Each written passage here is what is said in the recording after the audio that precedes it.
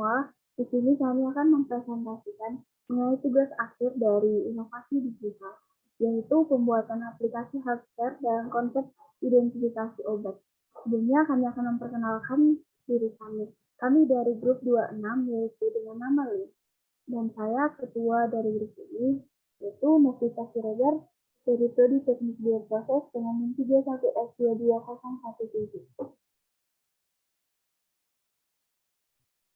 Dan dengan saya Kisah Syomling dari Prodi D3 Teknologi Informasi dengan NIM 11322042. Perkenalkan, nama saya Libren Malisa dari Prodi Manajemen Rekayasa dengan NIM 21S22042. Saya Kapal Zivanesian dari Prodi 153 dengan 11S22003.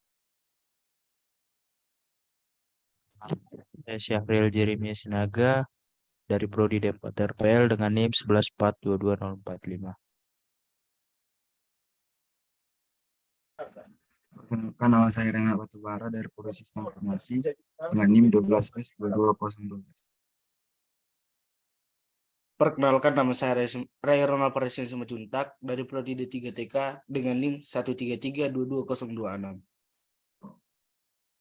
Selanjutnya kami akan mulai presentasi kami, dimulai dengan latar belakang masalah. Sampai saat ini, di tengah masyarakat seringkali dijumpai berbagai masalah dalam penggunaan obat. Di antaranya ialah kurangnya pemahaman tentang penggunaan obat tepat dan rasional, penggunaan obat bebas secara berlebihan, serta kurangnya pemahaman tentang cara menyimpan dan membuang obat dengan benar, sedangkan tenaga kesehatan masih dirasakan kurang memberikan informasi yang memadai tentang penggunaan obat. Kurangnya pemahaman masyarakat dan informasi dari tenaga kesehatan menyebabkan masyarakat menggunakan antibiotik tanpa supervisi tenaga kesehatan. Persepsi yang salah pada masyarakat dan banyaknya masyarakat yang membeli antibiotik secara bebas tanpa resep dokter memicu terjadinya masalah resistensi antibiotik.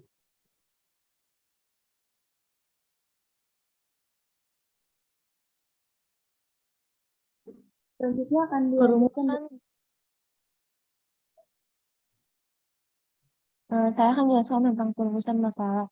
Berdasarkan hasil riset kesehatan dasar ataupun Risetdas 2013 menunjukkan bahwa 35,2% rumah tangga menyimpan obat untuk suami medikasi.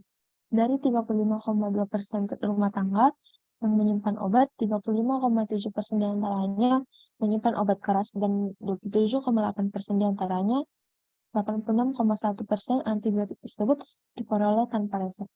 Hal ini memicu terjadinya masalah kesehatan baru, khususnya resistensi bakteri. Demikian disampaikan Menteri Kesehatan RI, Profesor Dr. Nila Farid Malak SPM. Adapun tujuan kegiatan, kami memiliki ide dalam memecahkan kasus yang terdapat pada masalah itu dengan membuat web ataupun aplikasi yang memudahkan masyarakat untuk membantu mencari fungsi dari obat yang diperlukan untuk penyakit yang dialami. Di dalam web ataupun aplikasi kami memberikan fitur-fitur yang sangat memudahkan seperti fitur mencari menggunakan scan gambar atau dengan scan barcode pada obat. Web langsung memberitahu spesifikasi lengkap dari obat tersebut.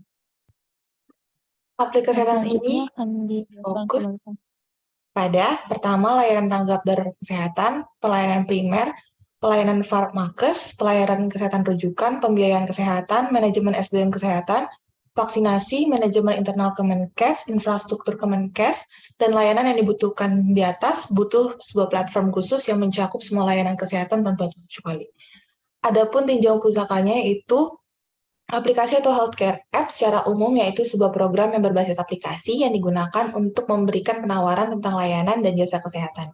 Healthcare app ini akan membantu pengguna dalam mendapatkan layanan maupun jasa kesehatan secara jarak jauh dengan sistem telemedicine. Di dalamnya terdapat beberapa dokter yang menyediakan layanan konsultasi secara jarak jauh. Para dokter ini merupakan dokter yang terpercaya dan profesional serta memiliki surat izin dokter resmi. Jadi Anda tidak perlu takut, khawatir, dan ragu. Beberapa contoh fitur layanan yang bisa diakses di antara lain adalah konsultasi dengan dokter, perawatan, pemberian obat, dan lain-lain. Lebih lanjut, aplikasi ini dapat dimanfaatkan untuk membeli obat atas resep dari dokter yang bersangkutan. Hadirnya healthcare app bukan hanya sebagai sebuah bentuk perkembangan teknologi saja, namun lebih kepada kemudahan dalam mendapatkan pelayanan kesehatan melalui aplikasi kesehatan digital ini. Dokter bisa mendiagnosa berdasarkan hasil konsultasi pasien. Lanjutkan oleh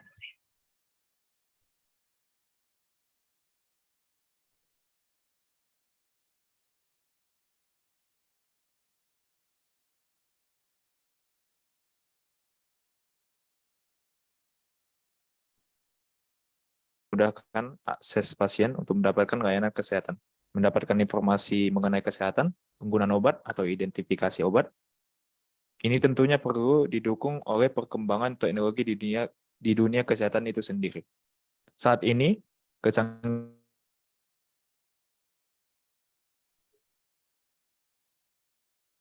salah satunya adalah kehadiran artificial intelligence atau AI atau kecerdasan buatan. AI adalah kecerdasan buatan yang memungkinkan sebuah mesin untuk bisa menggantikan manusia atau tenaga kesehatan dalam melakukan fungsinya.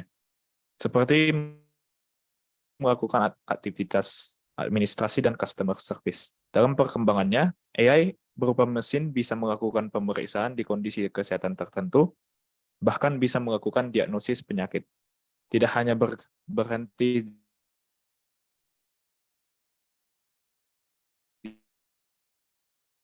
di situ,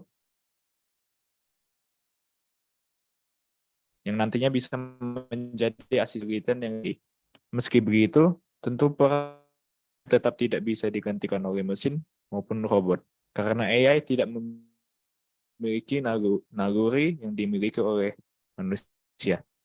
Untuk itulah Artificial Intelligence atau AI TP1 dikembangkan dengan tujuan menjadi asisten bagi manusia untuk melakukan aktivitas tertentu, dalam hal ini di bidang kesehatan. Tugas tenaga mesin untuk melayani pasien di era teknologi ini tidak hanya dipermudah dengan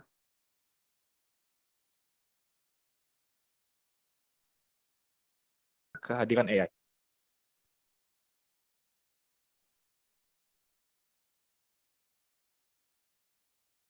Atau AR dan virtual dan demensia untuk memunculkan kembali ingatan dan kesenangan dengan mengembalikan waktu, suara, pengalaman, dan peristiwa di masa lampau. Sedangkan bagi anak dengan autism, kehadiran AR dan VR bisa membantu mereka dalam belajar bagaimana menjelajahi dunia. Itu adalah beberapa contoh perkembangan teknologi di bidang kesehatan sejak era 9.0 hingga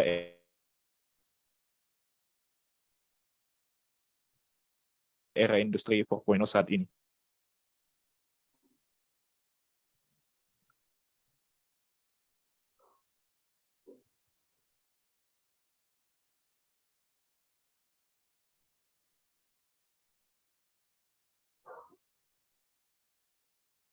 Tahap pelaksanaan, 1. Perencanaan aplikasi. Rencana aplikasi dibuat dalam rangka supaya kelompok mengetahui apa yang akan dibuat. Mendiskusikan apa yang akan dibuat, bagaimana langkah-langkah pembuatan aplikasi tersebut, apakah penggunaan aplikasi, bagaimana penerapan dan penggunaan aplikasi.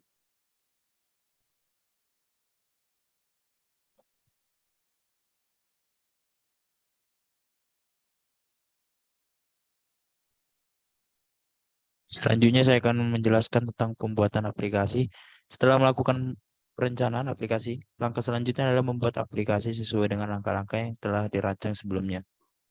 Oleh karena itu, pembuatan aplikasi harus dilakukan secara baik dan teliti dengan menggunakan kode yang telah ditentukan untuk mendapatkan hasil aplikasi yang terbaik. Selanjutnya itu uji coba. Pengujian ini dilakukan untuk membuktikan apakah aplikasi betul dapat digunakan dengan harapan, parameter dan bagian aplikasi perlu diuji, yaitu tingkat penggunaan aplikasi terhadap kualitas dan penerapan aplikasi kepada masyarakat atau mahasiswa. Pengujian dilakukan di Institut Teknologi Dell terlebih dahulu dengan menguji sistem tersebut terhadap seorang mahasiswa. Selanjutnya yaitu evaluasi. Tahap evaluasi dilakukan saat aplikasi tersebut sudah melalui uji coba aplikasi pada di Institut Teknologi Dell. Pada tahap ini akan dinilai sistem cara kerja aplikasi, baik dari segi penggunaannya, pengaruh baik atau buruknya terhadap masyarakat atau mahasiswa, apa pengaruh aplikasi terhadap peningkatan produktivitas. Apabila hasilnya tidak sesuai dengan harapan, maka akan dilakukan kembali segala tahap pelaksanaan mulai dari awal perencanaan, pembuatan, dan pengaplikasian aplikasi. Dan yang terakhir yaitu pembuatan laporan akhirnya. Pembuatan laporan dilakukan setelah semua tahap selesai dan mendapatkan hasil yang didapat dari pembuatan aplikasi yang seharusnya dijelaskan secara rinci sesuai data yang didapat. Lalu metode kerja. Metode kerjanya ada 6. Yang pertama yaitu tahap persiapan. Tahap persiapan dilakukan sebelum memulai kegiatan penelitian. Tahapan ini terdiri dari studi dan mempersiapkan alat dan bahan yang akan digunakan dalam kegiatan penelitian untuk mengidentifikasi bagaimana proses pembuatan aplikasi dan bagaimana cara aplikasi nantinya akan berjalan. Selanjutnya itu perencanaan alat. Alat dalam pembuatan aplikasi ini menggunakan suatu web atau aplikasi dalam komputer yang memang digunakan untuk membuat aplikasi. Metode kerja selanjutnya yaitu pembuatan alat. Alat yang digunakan dalam pembuatan aplikasi kali ini adalah aplikasi yang ada di PC atau laptop, sehingga PC laptop dapat digunakan. Selanjutnya yaitu penyusunan laporan. Dilakukan setelah semua tahap selesai dan mendapatkan hasil yang didapat dari pembuatan aplikasi yang seharusnya dijelaskan secara rinci sesuai data yang didapat. Penyusunan laporan itu terdiri dari 4, yaitu tahap persiapan, perencanaan alat, pembuatan alat, dan penyusunan laporan. Dan selanjutnya yaitu alat dan bahannya. Itu perangkat yang digunakan yaitu perangkat keras atau hardware yang ada pada PC atau laptop. Kemudian perangkat lunak atau softwarenya yaitu MS SQL Server Management. Nah, dengan menggunakan framework-nya yaitu Visual Studio dan sistem operasinya Windows. Dan selanjutnya yang keenam, fasilitas. Tempat yang digunakan dalam pelaksanaan atau penerapan aplikasi ini adalah lingkungan masyarakat, karena aplikasi ini dibuat untuk mempermudah masyarakat luas dalam menemukan obat. Selanjutnya dilanjutkan oleh teman saya Rai. Reinhard Batubara. Ukuran pasar dan penggunaan produk. Prediksi jumlah penggunaan aplikasi yaitu kurang lebih 18 juta pengguna. Dibuatnya web atau aplikasi ini adalah untuk memudahkan masyarakat untuk membantu mencari fungsi dari obat yang diperlukan untuk penyakit yang dialami.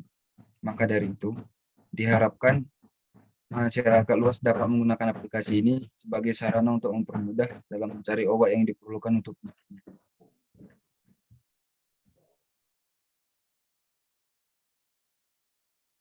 Penerapan computational thinking di komposisi. Pembagian masalah menjadi bagian-bagian kecil. Sulitnya akses masyarakat terhadap informasi obat-obatan yang mengakibatkan kurangnya masyarakat dalam mengenal obat-obatan yang mengakibatkan sulitnya masyarakat untuk berobat ketika terjangkit penyakit. Yang kedua yaitu pengenalan pola. Pola dalam permasalahan ini yakni seringnya masyarakat kurang mengenal obat-obatan dan masyarakat sering tidak memiliki akses terhadap informasi tentang obat-obatan. Dan selanjutnya akan dilanjutkan oleh teman saya.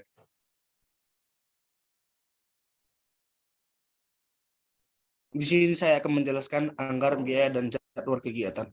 Pada anggaran biaya, jenis pengeluaran yang pertama yaitu biaya transportasi lokal. Sumber dana berasal dari IT Dell dan besaran dana yaitu sebesar 1 juta. Yang kedua adalah biaya hosting domain. Sumber dananya berasal dari Belmawah dan besar dananya adalah 1.500.000. Yang ketiga adalah biaya wawancara. Sumber dananya berasal dari Belmawah dan besaran dananya yaitu sebesar 1 juta. Dan yang keempat adalah biaya admin. Sumber dananya adalah Belmawah dan besaran dananya sebesar 2 juta. Sehingga jumlahnya adalah 5.500.000. Rekap sumber dana. Yang pertama yaitu Belmawah sebesar 4.500.000. Yang kedua perguruan tinggi sebesar 1 juta. Sehingga jumlahnya adalah 5.500.000. Jadwal kegiatan. Pada bulan pertama, kami melakukan penelitian dan pengumpulan informasi atau fakta-fakta tentang tingkat kesehatan di Indonesia yang ditanggung-jawabi oleh Keisha Xiaoming dan Rai Simujuntak.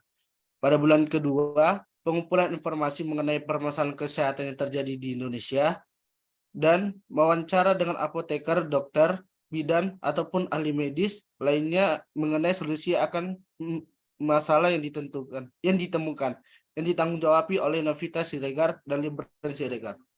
Yang keempat yaitu perangkuman semua informasi dan sketsa pembuatan informasi. Pada bulan ketiga dan keempat, melakukan pembuatan aplikasi drug identifier yang ditanggung-jawabi oleh Jeremia Sinaga dan Rafael Siahan dan juga Reinhard Batubata. Sekian hasil presentasi kami ucapkan terima kasih.